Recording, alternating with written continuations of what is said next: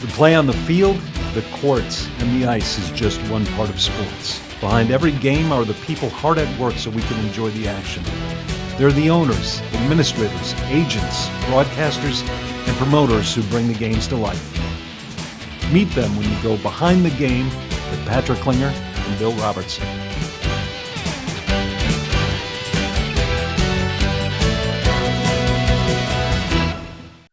Welcome to Behind the Game. I'm Patrick Klinger, president of Agile Marketing Partners. Alongside me virtually is a man who goes to the airport just hoping to get patted down, Bill Robertson. Billy, how are things today? You're down in South Florida, enjoying the weather and some NHL festivities. I am. I'm here for the NHL All-Star Weekend, representing the United States Hockey League, and at several meetings with the NHL this morning. And I'm looking out of my hotel room today and seeing a pool with lots of pretty people walking by. Well, we're doing this show virtually, hopefully for the last time, as the studio is going through some repairs. But it gives us the opportunity to speak with a really special guest today, and a gentleman who's a friend of both of ours, has been for a long, long time. And I'll let you introduce him. Absolutely. Well, it's my pleasure, and I think our audience is going to be in for a great treat to hear from Dave Lee. Dave has been a radio fixture in the upper Midwest marketplace with WCCO Radio for 32 years. He was inducted in the Minnesota Broadcast Hall of Fame in 2002. He's a 6-time winner of the Minnesota Sports Broadcaster of the Year Award, a 3-time Emmy winner.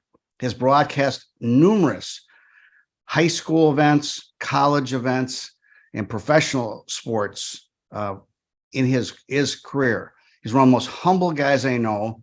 Right now, he's enjoying life in Florida with his family, and then he's also works as a consultant with Dr. Mark Dienhart for the Richard M. Schultz Foundation. So he's got a busy schedule. I know his golf game has probably improved quite a bit, Patrick. But our guest today is Dave Lee. Dave, welcome to Behind the Game. Yeah, well, it's an honor and great humbleness. I sit here with 2 mountains of success. But thanks for having me. I'll say that early on, because by the time we're done, you'll probably say, I wish he hadn't shown up. Well, Dave, you've had a great career, and I think our audience would love to know, how did you get into the broadcast field? And was that your dream growing up in Hatton, North Dakota, to become a broadcaster? No, I don't think it was. My degree actually has nothing to do with broadcast or broadcast journalism, but it was, we get these forks in the road in life, right? And this one presented itself. And so when I was 18 and a struggling college student and had really no money, as we all did. And then all of a sudden I said, I need a job. And so I worked several different jobs, and none of them I liked too much. And one night at 2 a.m, when I was working an overnight shift at the potato plant, I went out to my car, had lunch, and listened to the radio. And I thought, that guy on the radio, he's having a pretty good time. He's taking calls. He's playing rock and roll. And I kind of thought, well, I'm going to see if I can give that a shot. So I got a part-time job, and I'll never forget it. I went in. So my brother gave me a ride into the radio station. At that time, you had to get a class 3 license, 2 or 1. And you had to take a test in St. Paul to pass that in order to be on the air, which is certainly not the same as it is now. And it wasn't an easy test. So I went down and took that just in case.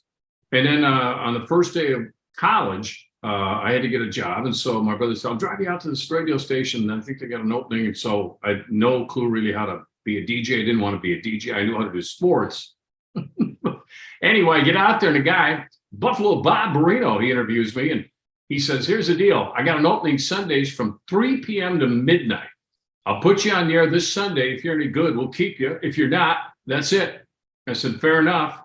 It was a country music station. I didn't have a great passion for it at the time, to say the least, because, you grew up kind of a bit of a rock and roller, a bit of a metalhead. And all of a sudden you're playing, The Snakes Crawl at Night by Charlie Pride or Ernest Tubb, I'm Walking the Floor Over You. So this was, I didn't think, girls would really get a kick out of a guy that played that kind of music in college. But anyway, So I was on the air for 9 hours. He calls me next day and says, "You're hired." And I'm going to give you just a couple of words of advice. And I thought he was kidding, but he was serious.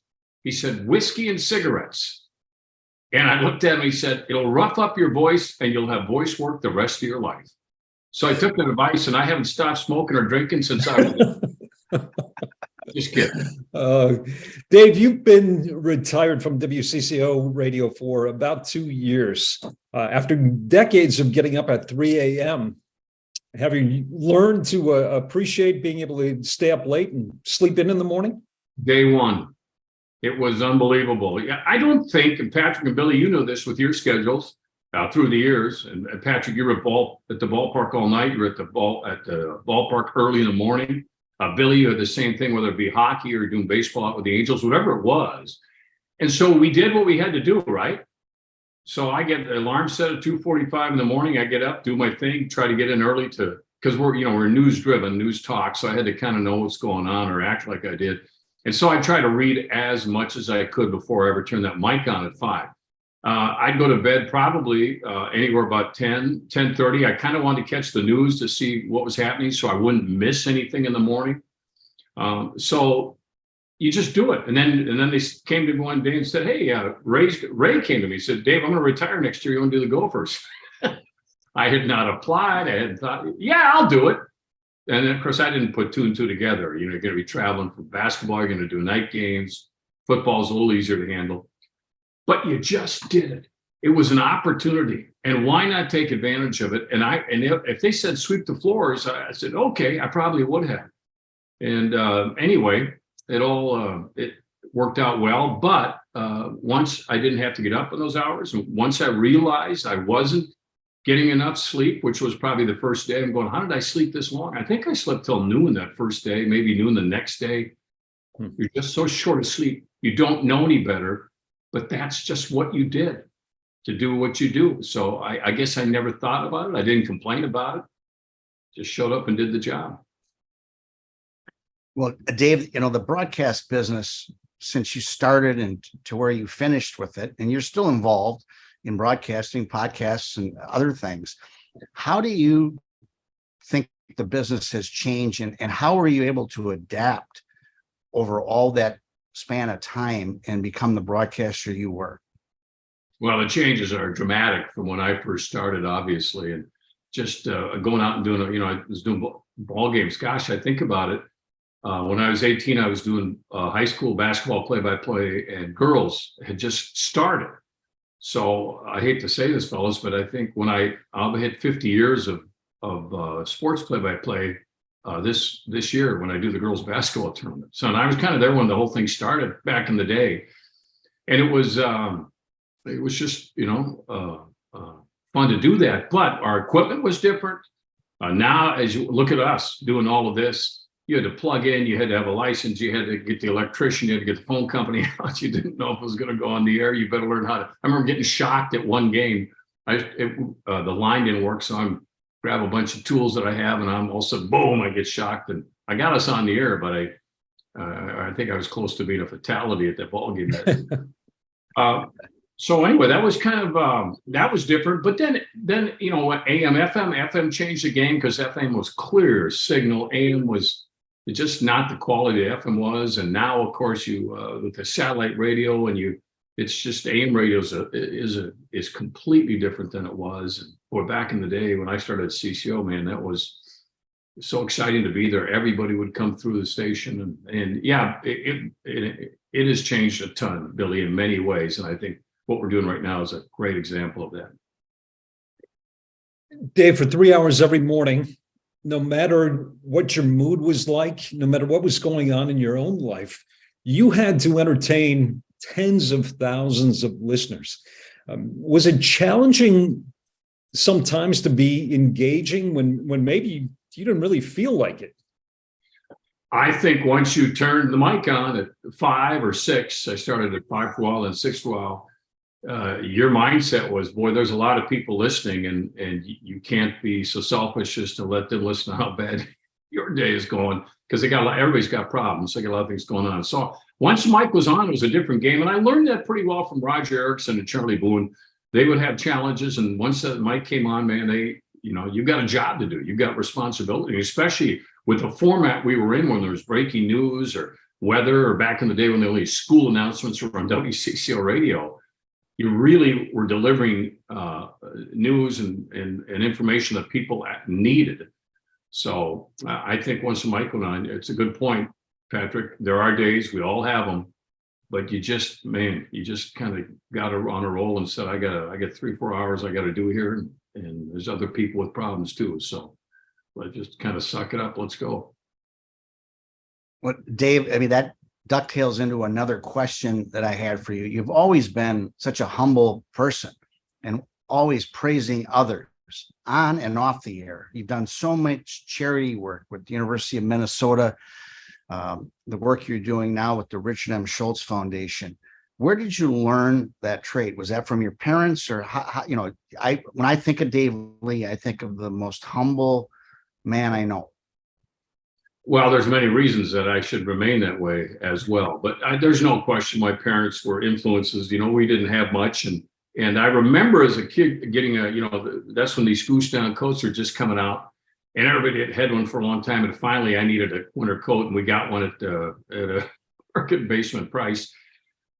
And the family moved in, and my dad was a rural mailman, so he could tell if people were hurting or they didn't have enough, and he said, "Hey, there's a family just moved in over here, blah blah blah, on the mail route.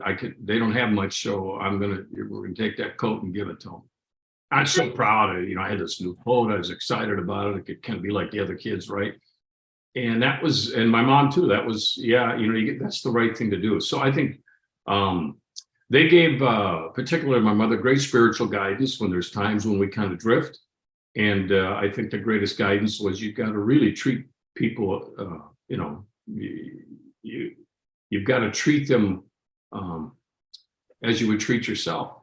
And and then we'd go to church, and she made sure that the number one priority was going there and worshiping. And the second priority was making sure that everybody you met was as important as you were. So it definitely goes back to my folks, and that's kind of where it all started, I guess. But it isn't like I didn't have some issues that I had to get past before I got to that point.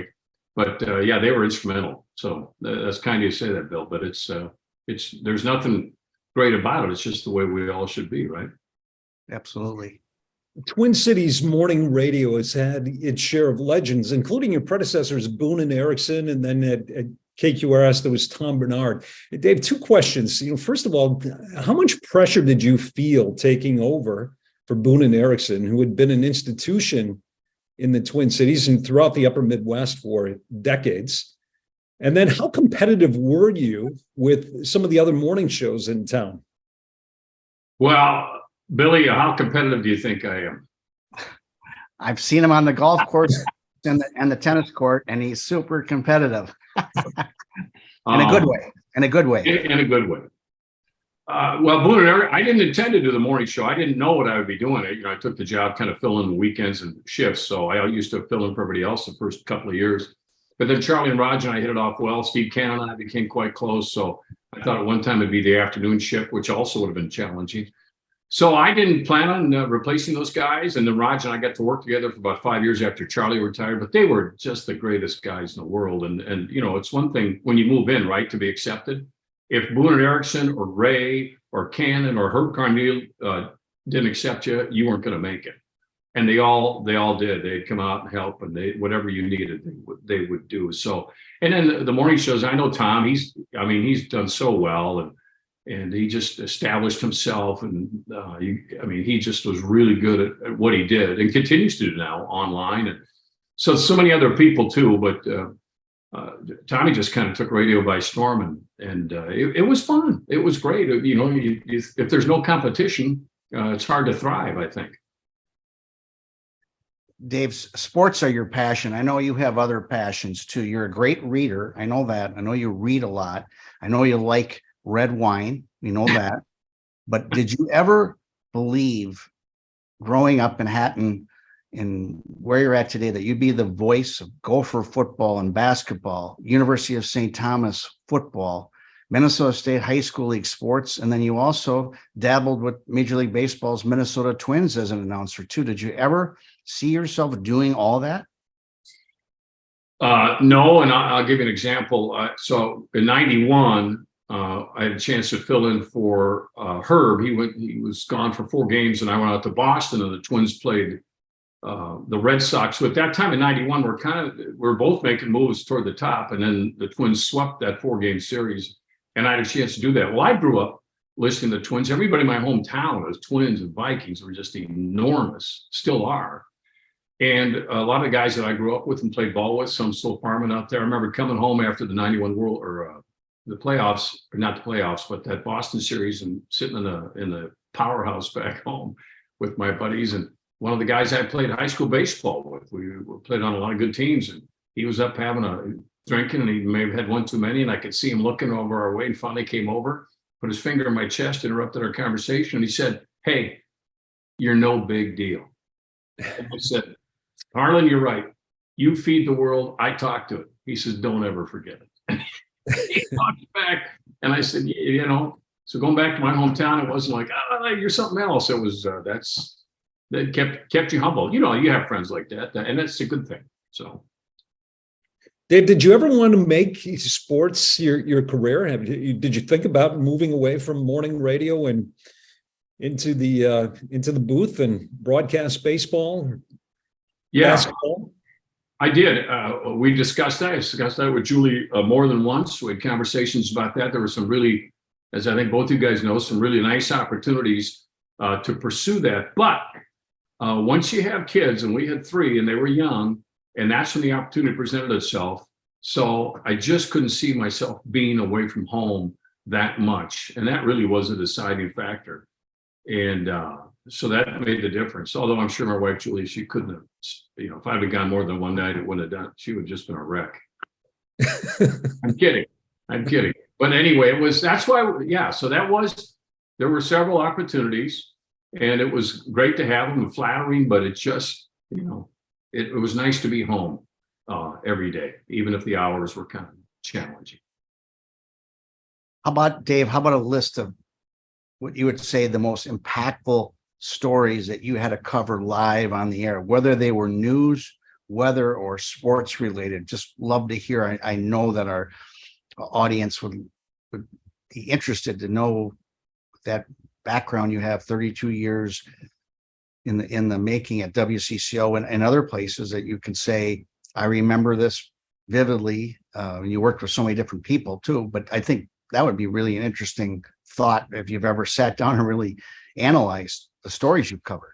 Well, that's a great question, Bill. I haven't spent a lot of time thinking about that because you're always looking forward. But I remember the tornadoes in Comfrey, Minnesota, and when that happened that morning, that was things like that. We were breaking news stations, so it wasn't just me. It was, in fact, more so the news people going out.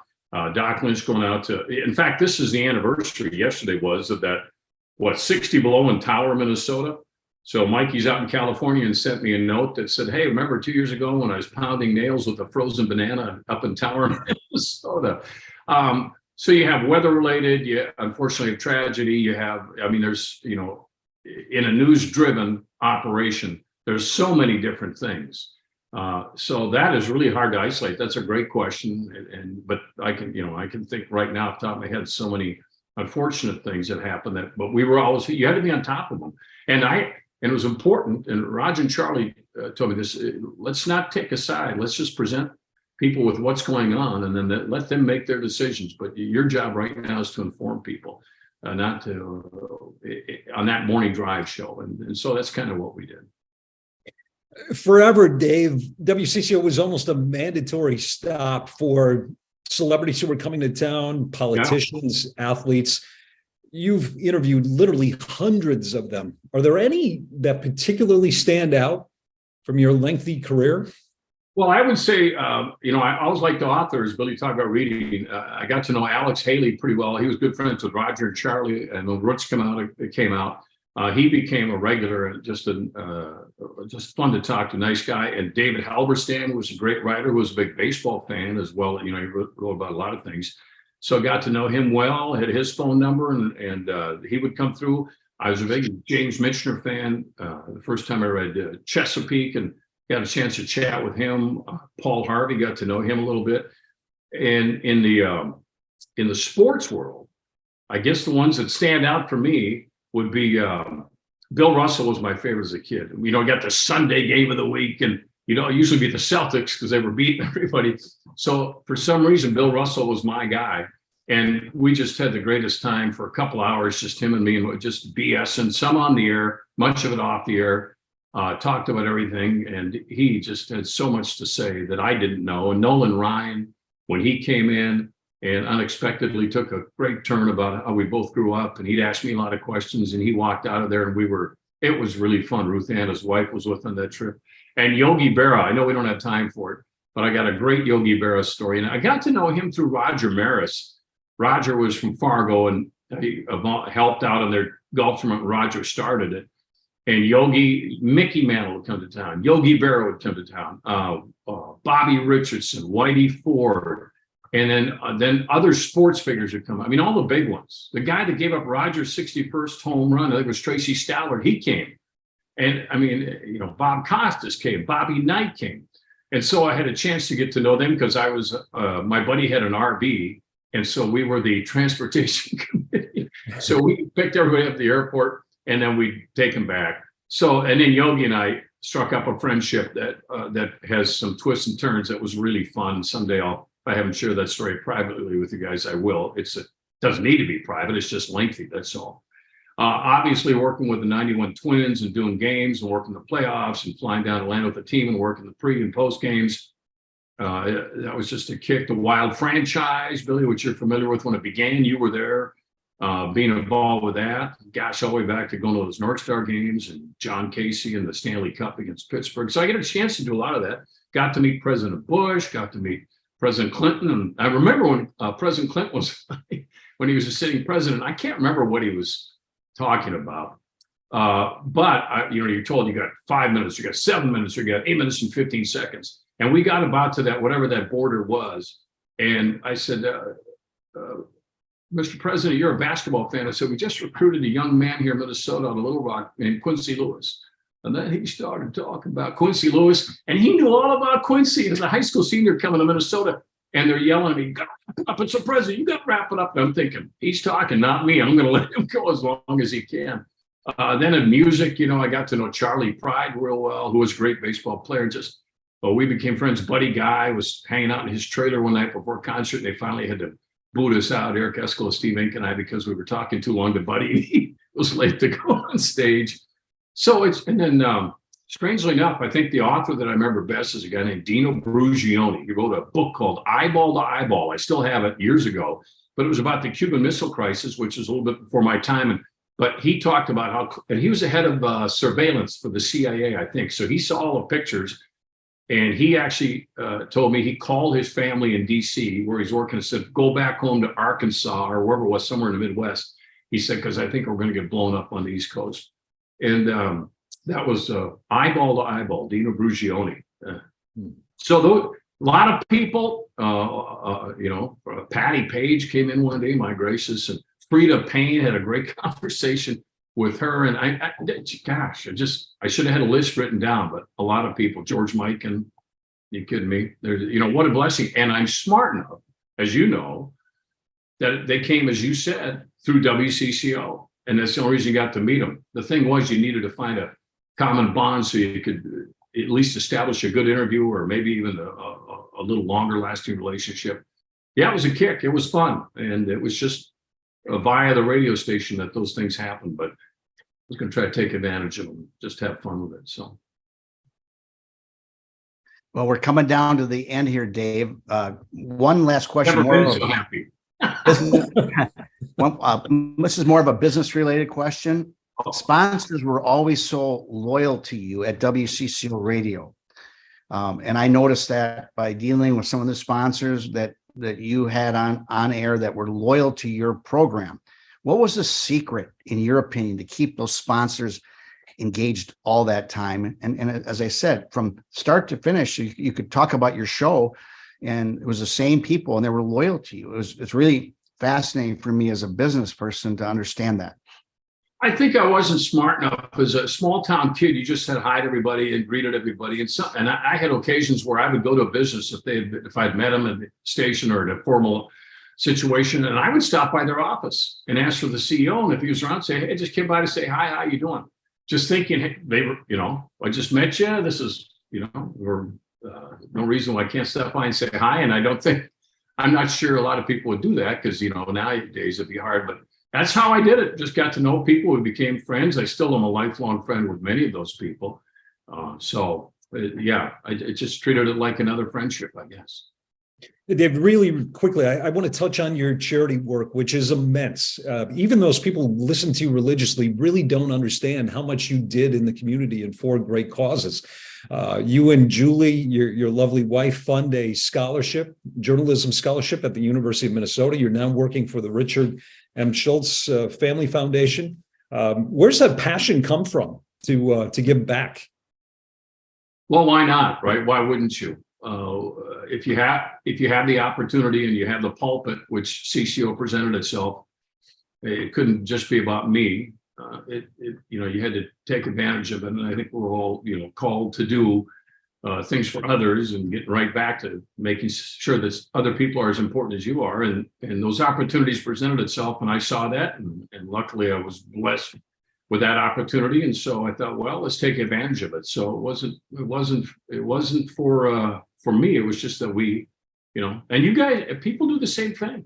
People do it. I see it now with the Schultz Family Foundation at all these charities, and I get a chance to see a lot of them, read them, and boy, people are sacrificing so much time. But I wouldn't even call it sacrifice. I think sometimes it's a bit selfish on my part because you feel good when you're helping somebody, don't you? And so maybe there's a degree of selfishness in it, but I always tell my kids, if you just touch somebody's life in just a little way, whether it's volunteering, whether it's carrying something across the street, whether it's opening a door, whatever it is, it doesn't have to be large. It just has to be, I think, thoughtful. Am I selfish? Yeah, for sure I am. There's no doubt. I don't mean to come off like I'm, a great guy, but we have an opportunity. I did at that particular place. And again, I go back to my parents saying, well, you got to do more than just sit and glorify yourself. Great. And as much as I really wanted to do that, I said, okay, I'll listen to it.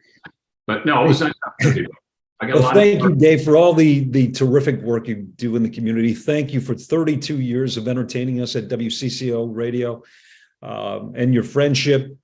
Thank you for joining us today on Behind the Game. Billy, it's great to see you. My friend Dave Lee, we'll catch up really soon. This could go on for another half an hour easily. But be well, both of you. And thank you all for watching Behind the Game. We'll see you again soon.